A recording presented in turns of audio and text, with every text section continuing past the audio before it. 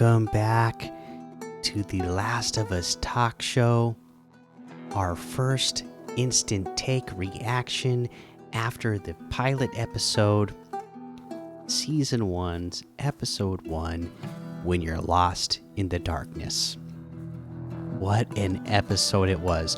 First, we'll do a quick little rundown of the episode here. Okay? This was this episode, again, the pilot episode, season 1, episode 1, When You're Lost in the Darkness. This was directed by Craig Mazin. The writers were Neil Druckman and Craig Mazin. And then let's go over some of our top cast, right? I mean, obviously, Pedro Pascal, Joel Miller, Bella Ramsey, Ellie Williams, Gabriel Luna, Tommy Miller, Merle Dandridge as Marlene, Anna Torv as Tess, and Nico Parker as Sarah Miller. All of them top-notch performances, just beautiful performances by all. Yeah, the little description for this episode was when the Miller's family's life is turned upside down by a mysterious outbreak in their hometown. And that's all the description that they give you for this episode. And again, well, I guess we'll start out here with our instant reaction, just giving a non-spoiler review, okay? And to me, here's all the non-spoiler things that I am loving about the pilot episode. Okay, this is done. It's shot beautifully, right? The cinematography is beautiful. The practical effects used throughout is great and makes the world feel real and lived in. That's the other great thing. The amount of detail that they used to put in this world is just it puts you. It makes you feel like you are in that world. I mean, you don't look at this show and go, "Oh, this is obviously, in a studio somewhere or on a set somewhere." When you're watching this, it feels like the real world. Obviously, it goes without saying that the acting in this episode, in this show, is just top notch, best of the best performances. That there's like heart-wrenching performances already that we get in the first episode. And if you were a player of the video game, you were expecting that there would be scenes that would be heart-wrenching, right? But you don't know how they're going to pull it off in the TV show. You don't know if the actors that have to perform this now live are going to be able to pull it off. And boy, did they pull it off. I mean, overall, I feel like they did a great job of capturing the tone and the feel of the video game and transferring it over to TV. Like I said, it's always hard to transfer from one media to another, but so far in the pilot episode, they are proving that they are doing it brilliantly. And that's what I'm going to say in the non-spoiler section. And then I guess we will do a little spoiler review now on what actually happened in the first episode. So I'll give you a little warning now that there is going to be spoilers coming up. I'll go ahead and I'll play a little sting of the music again, just to give you a little bit of time to decide if you want to head out or not, or give you time to make sure that you turn this off and don't hear any spoilers by the time I start going in.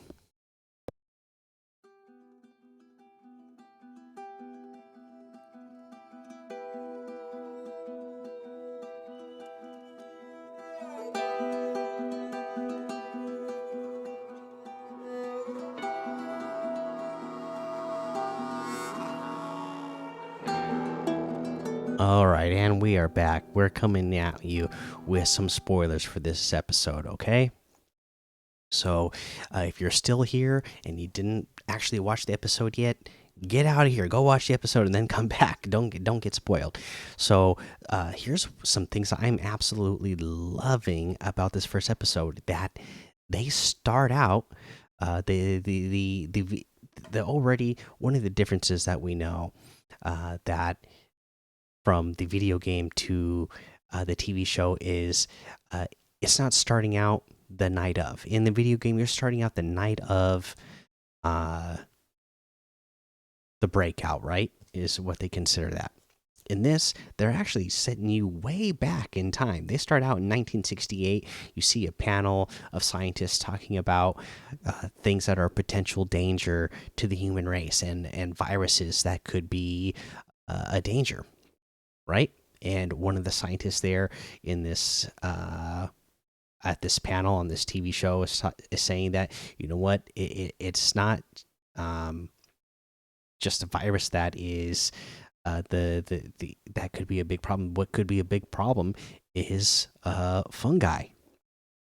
That's the real danger because if fungi could ever mutate, it could get into humans, and fungi can alter the mind. It can alter the state of being of somebody. Uh, and they even throw in global warming into that, right? Saying that yeah, uh, right now fungi couldn't live uh, above 94 degrees, so they can't really live in a human being. But what if global warming were to happen, and these fungi would have to evolve and adapt, and adapt to live in a world with warmer temperatures, so that they would then adapt to live in bodies with warmer temperatures, and that's how they could get into humans, right? So they set that all up for you. I feel like that's a great thing that they do here in this pilot episode, just kind of setting up that tension, letting new viewers, especially people who have not played the video game, giving them that tension of knowing, okay, something, they're obviously letting us know this here because this isn't going to be good in the future, right? So then they skip us all the way to 2003 in Austin, Texas, September 26th, I believe they said it was supposed to be Joel's birthday, right? We hear some talk on the radio saying that there's some disturbances in Jakarta. This is where we see Pedro Pascal playing Joel. We see Nico Parker as Sarah Miller, and we see Gabriel Luna as Tommy Miller. They're all in this scene, right? And they're all trying to get ready to celebrate Joel's birthday, right? And have breakfast. He's got to get to work. And then they're all talking about where Jakarta is. It's a nice, fun little scene, and gets, again, I like that they're setting this up. You're not just starting out the night of the outbreak. You're getting to know these characters. You're getting a little bit of connection with these characters before we get to that point. So, I like that. We see that Sarah takes some money and her father's watch. At this point, we don't know why she's doing that, but we're gonna find that out in a little bit later. They go outside. Let's see here.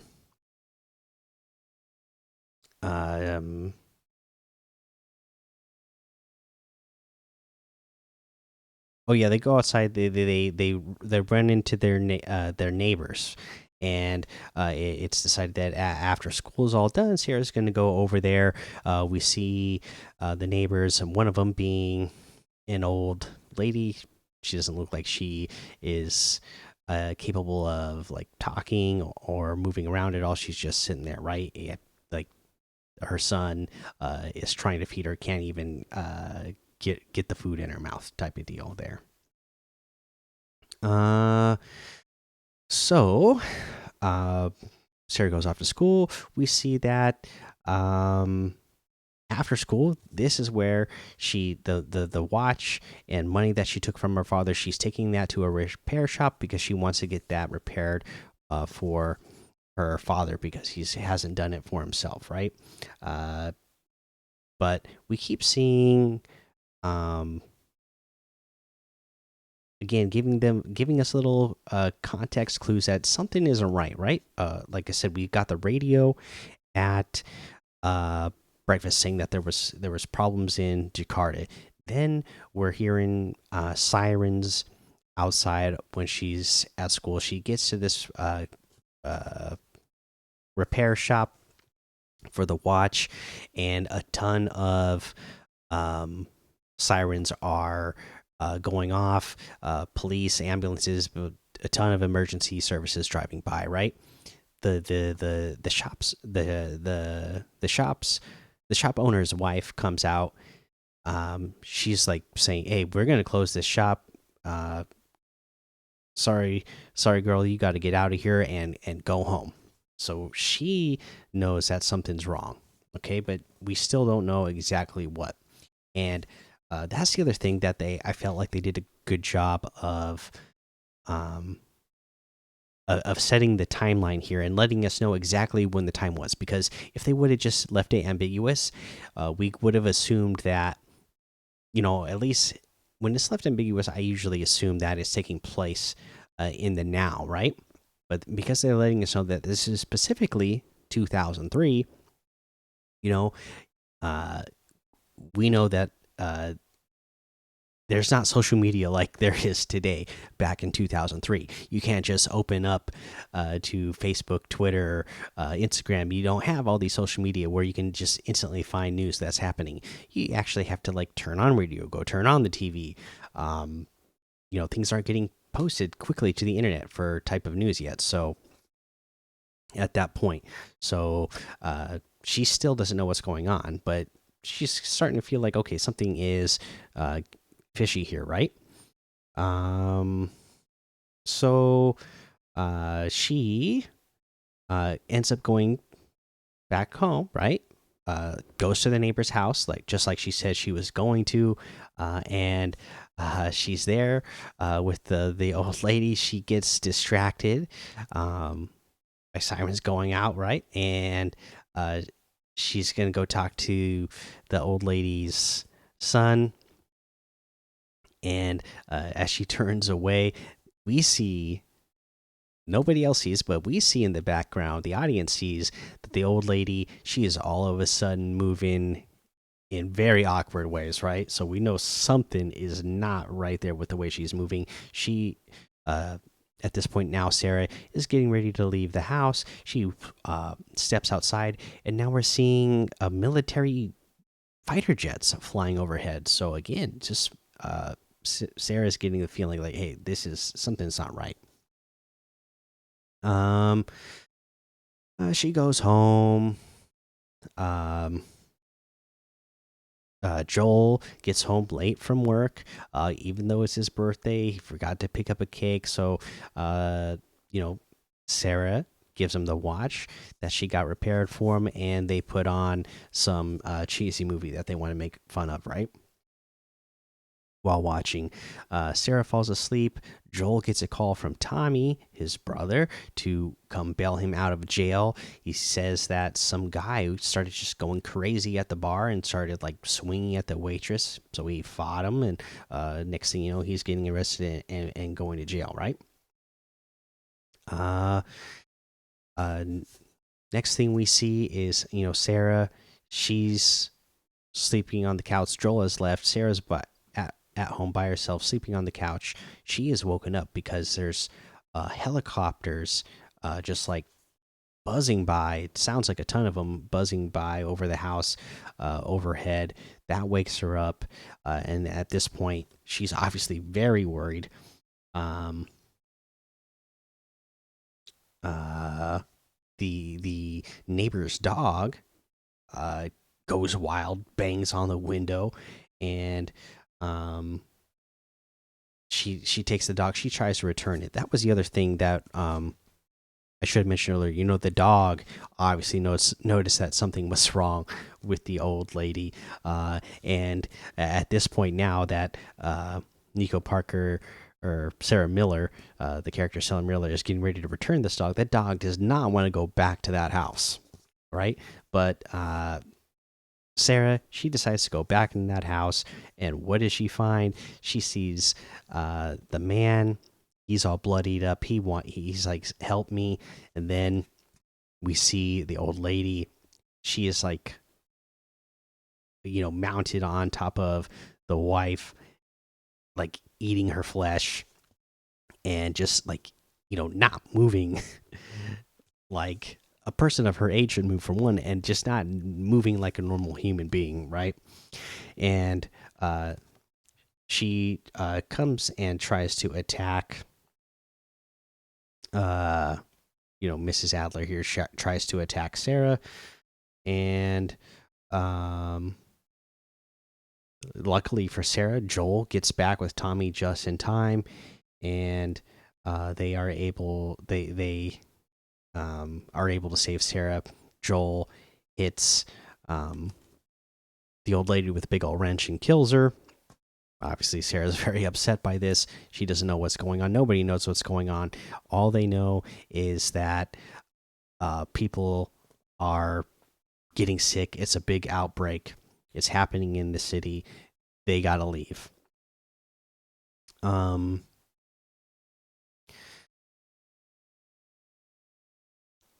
they try to get they get in. They all get in their truck. They're trying to get on the freeway. At this point, everybody knows something is going on.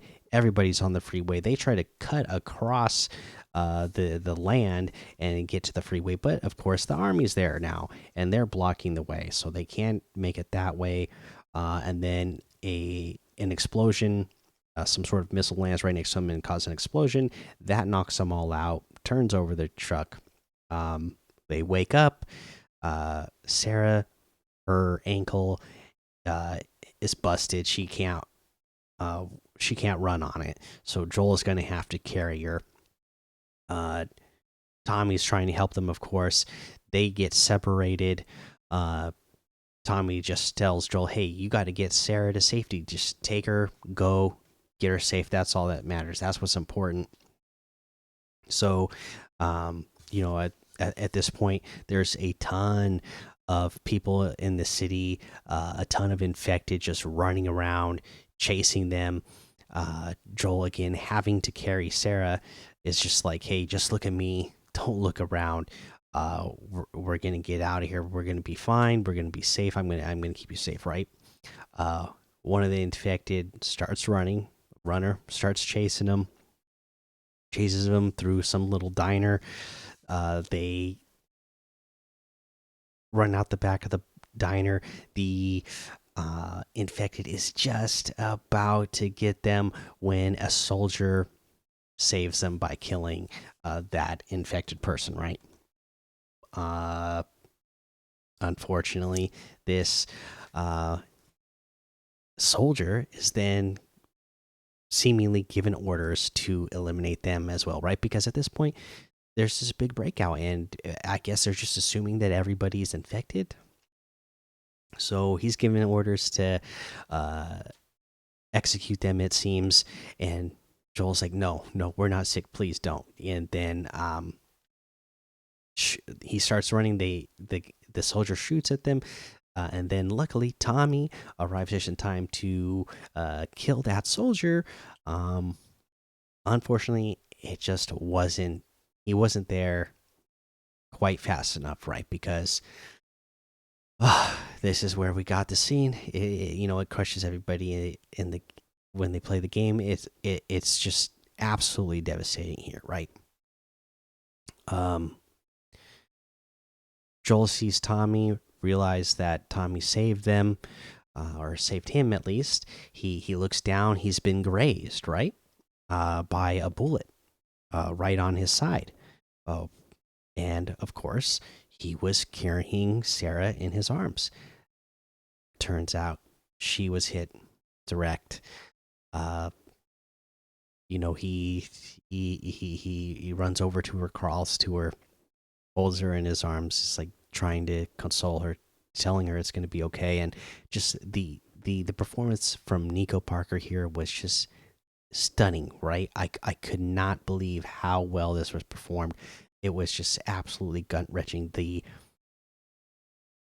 you already see the pain that Joel as the father is experiencing, right? But then for Sarah Miller, Nico Parker playing the part, the pain she puts on her face and the fear that she has on her face during this scene is just out of this world. It just pulls on your heartstrings so much, and you could see that you know Joel just wants to be there for her. He wants to save her, and just nothing can be done. Tommy's like, Joel, sorry, there's nothing we can do, and sure enough, she's gone. Just what an opening to the show! What an absolute gut wrenching opening that was performed again so well. Again, the fact that this was done in the video game, this is what we were expecting, but they still got pulled that emotion out of us. Just speaks to how well they did, how well they performed this, how well it was written, how well it was shot. It was just absolutely awesome. But they didn't end it there. Thankfully for us, they kept going. They show us now, 20 years later, 2023, in Boston.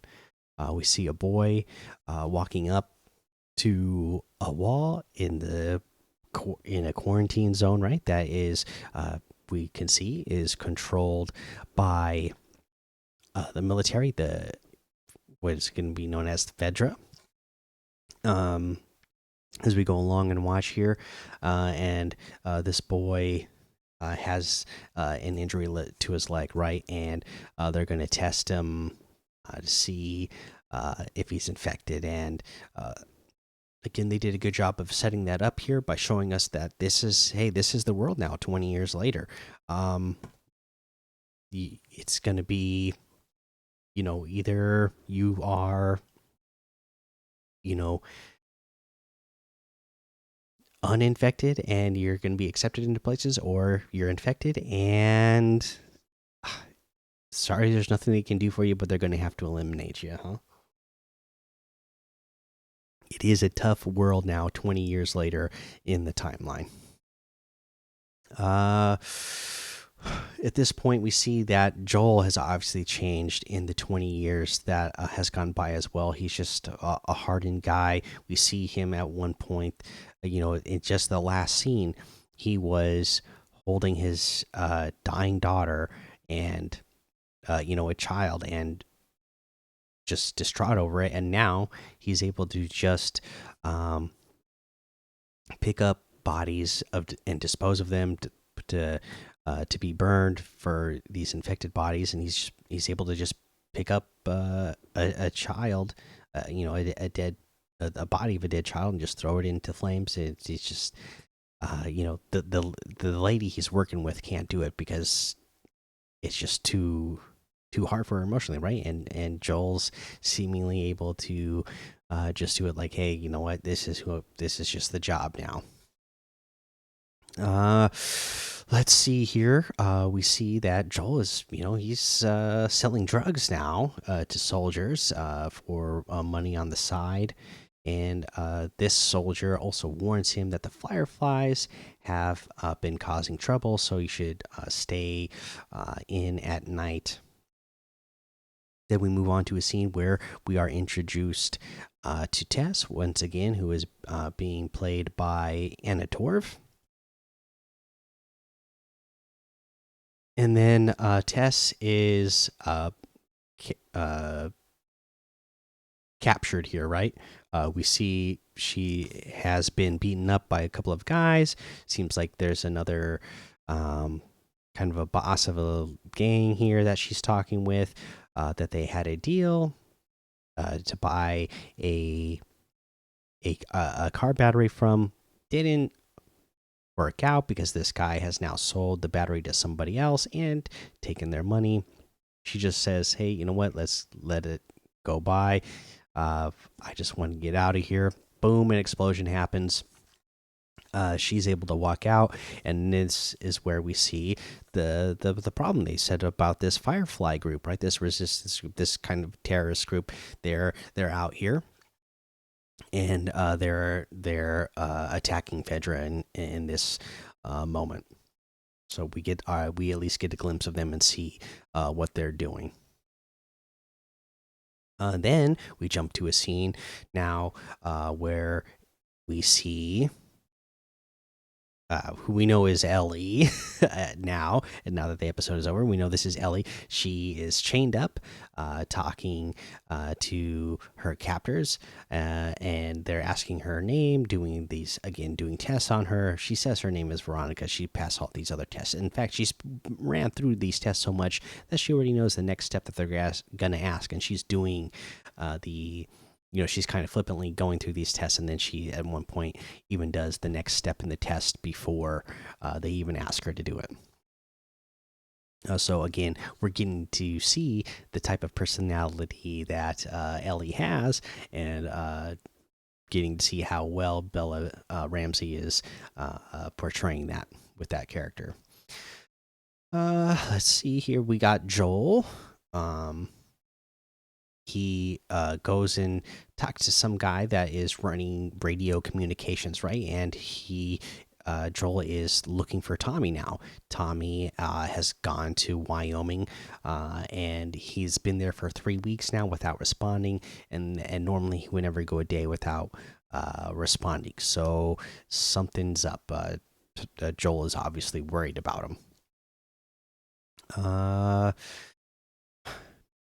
Next scene, we see Joel. He goes home, goes to sleep. Tess arrives, falls asleep there too, and then when Joel wakes up, he sees that Tess has been beat up, and she just tells him that the battery for the truck was sold, and they don't have it, but Joel needs it. He needs it for the truck so he can go look for Tommy. And Tess says, "You know what? They're originally she told the guy, you know what, let this, we're gonna let this all blow over." But now she's telling Joel, you know what, we're gonna find this guy, we're gonna get the money back, and we're gonna get the battery back for the truck, and we're gonna get revenge on this guy and get Tommy. So we see in our next scene Marlene once again being portrayed by Merle Dandridge. How awesome is that, by the way, that Merle Dandridge, the voice of Marlene in the video games 10 years ago, is now playing the actual character in real life in the TV series 10 years later. That's pretty awesome if you ask me. So we see Marlene here. She's giving orders to the rest of this group, the Fireflies, that we've heard about, right? And she's saying that, this group here, it's their job to follow her orders. And they're asking about the girl locked in the other room. And she just says, you know what? Your orders are to take care of her and to take her west. That's what your orders are. That's what we're doing. Then we jump back to Joel and Tess. They have found out where the battery is, and then at this point, we know that they're going to go looking for it. Right? They're going to go looking for the hideout where these guys are, so they can get their battery. Then we jump back. Marlene talking to Veronica, aka she already knows it's Ellie, as we're about to find out. And she's telling Ellie, "Hey, you know what? You should thank me because I didn't let the other people in the group kill you." And at this point, Ellie's like, "Yeah, why didn't you do that? You know what? I would rather go back to Fedra at this point and go to school. And I was there because I'm an orphan." And to this point now, Marlene says, You were there because I gave you to Fedra. I know you were there. I know, by the way, that your name is Ellie because I was the one who took you to Fedra to be taken care of, and you were supposed to be there, uh, uh, being a good girl and being taken care of, but you escaped as and on the run. And uh, I know something about you that you are very important and special and need to be taken care of. Uh, so yeah, um, at this point, you know, uh, Marlene is like, if you leave, you're gonna die, and I can't let that happen. Let's see. The next scene, we see Joel and Tess. They're looking for, they're getting ready to enter the hideout of the other guys that took their battery and money. Right? They get inside. They can smell gunpowder. Blood is running through the bottom of the door crack, so they know something's up. They go in and they find like everybody there, who they were intending to kill themselves has already been killed, and it turns out Marlene is there. Looks like they attacked them, and uh, Marlene and Joel just happen to know each other, so all things are fine. Ellie does try to attack Joel, and he fights her off. And now we know that the Fireflies, they wanted the battery too. They wanted uh, more supplies to be able to uh, be on the move because of Ellie, right? Well, just so happens now that Joel is here. They have somebody that can do it for him. Uh, Marlene wants Joel to escort Ellie out of the quarantine zone, and at first Joel does not want to do it. He's like, "No way! Like that's not going to happen." Um, Marlene offers a lot, right? So Tess says, "Hey, Joel, we're doing this. We're going to do this." So they're doing it. They agree to the deal. Joel and Tess take Ellie back to their apartment, and they're gonna wait till dark to leave. So once it gets dark, before we get there, uh, Ellie's just kind of like roaming around the apartment, right? And she's like looking through this book that Joel has, and she sees like these radio codes, and she's trying to figure out what they are. She does some of them; they clearly say what they are. One of them, and it's all for decades of music, like 70s or 60s, 70s, and 80s, right? But she doesn't know what the 80s one means. So Joel, he takes a nap while he's waiting for it to get dark. When he wakes up, um, Ellie, again, being the smart girl she is, she's like, "Hey, you mumble in your sleep," and he's like, "Hey, what was I mumbling?" And she's sings, or she says the words "Wake me up before you go go," right? Like she knows, but she clearly knows that these are the lyrics, um, to a song from the 80s, right? And then Joel reacts as like, "Oh no!" And then she has it figured out. She's like, "Hey, gotcha. Now I know what the 1980s music code is code for. That means it's something bad." Okay.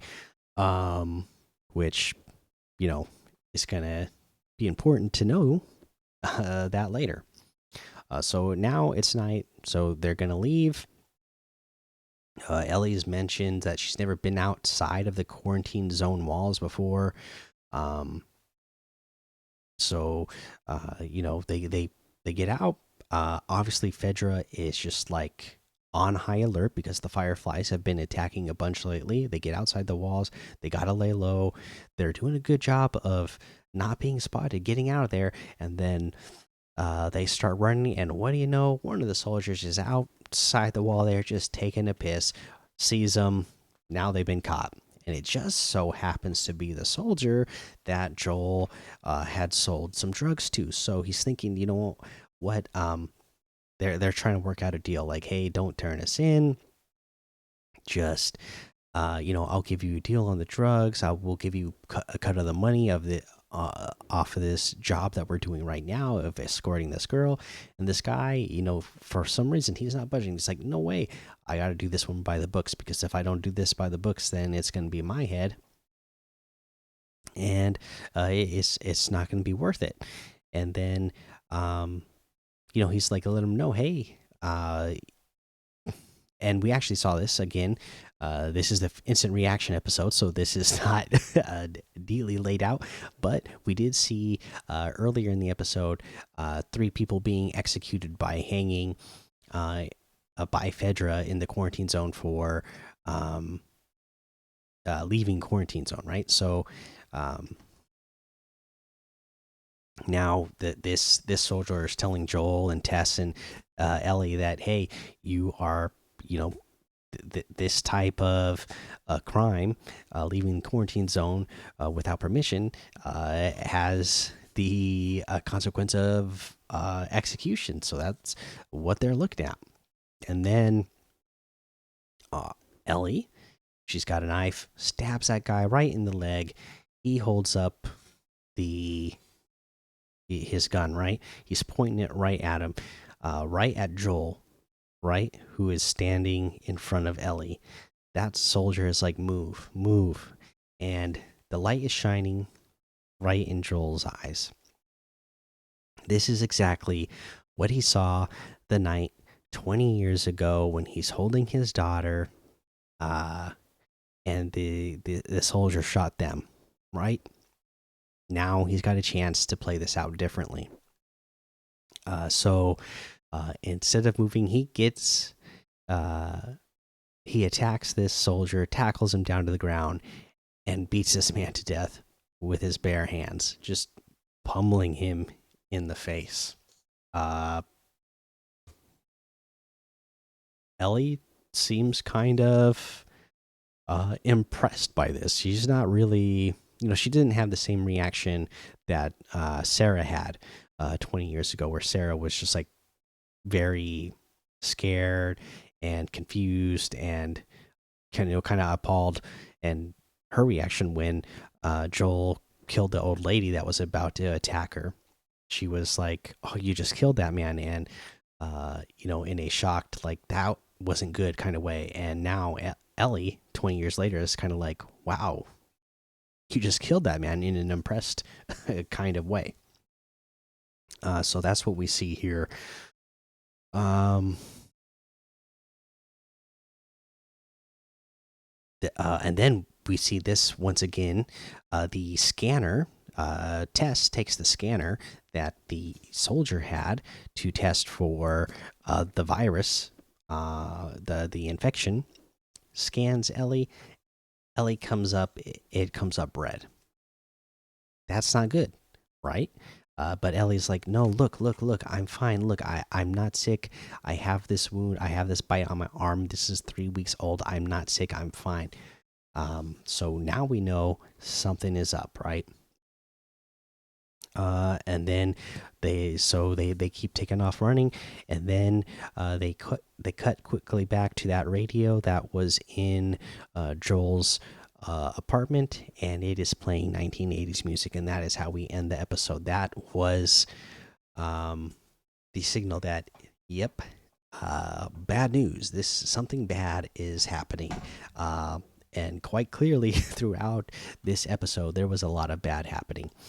But yeah, that was the spoilers for this. Again, I thought this was all really done really well. I love the subtle changes that they made here. Again, the just setting us up, the day, giving us a whole day with Joel, Sarah, and Tommy to get that connection with them before we get to the night of the outbreak. I thought the details of showing us where Joel is at this point in his life, 20 years later, how he's become even more hardened, and just all about, survival at this point. He's just surviving. I got to give a shout out to Anna Torv for that performance for Tess. Like, I thought she just did great, right, as well. Just like she felt like so real in this episode. She felt like this is a real person who's really been hardened by the life she's had to live for these last 20 years under these conditions. Like, I mean, everybody did a wonderful job, but I feel like obviously Nico Parker as Sarah Miller and Anna Torv as Tess were like the standouts in the episode to me. That kind of like stole the scenes that they were in. Um, yeah. Again, just seeing where everybody is at this point um, in their lives in this time, it was done really well. All the details of, um, you know, the quarantine zone, what it looks like, how it feels to live there, the dangers every day of being known that you are under care of Fedra, but at the same time they're not good guys. You know, because they are just willing to execute people on a whim. They are, you know, very demanding, just like ridiculous, controlling laws out there. And then the Fireflies, just seeing that, you know, same type of thing. You know, they're almost exactly like Fedra, just with a different agenda, right? But same tactics. They're killing people. They are um, got sets of rules that have to be followed or else, type of thing. So just really well done. All the details in there were they were just top notch. So yeah, I guess I just don't really have that much more to say about this episode. Again, this is the instant reaction, so we will do an episode later on this week where I'll probably watch this episode a couple more times. We'll do a deep dive later on in the week, see if there's even any more differences that I could catch, if there's any like Easter eggs that were in the episode, you know, from the video game. We'll kind of go over all those. But yeah, this was a fun first episode. I want to know what you guys thought. If you're you know, just listening to the podcast, email the last of us talk show at gmail.com. If you're watching on YouTube, please leave a comment in the comment section so I know what you thought of this first episode. I want to hear everybody's reactions. But yeah, that's gonna be the end of the episode. um you know, if you are watching on YouTube, please hit that subscribe button and leave comments. If you're listening to the podcast version, just make sure that you follow, subscribe, or like whatever it is you need to do to make sure you don't miss any episodes. Until next time, endure and survive.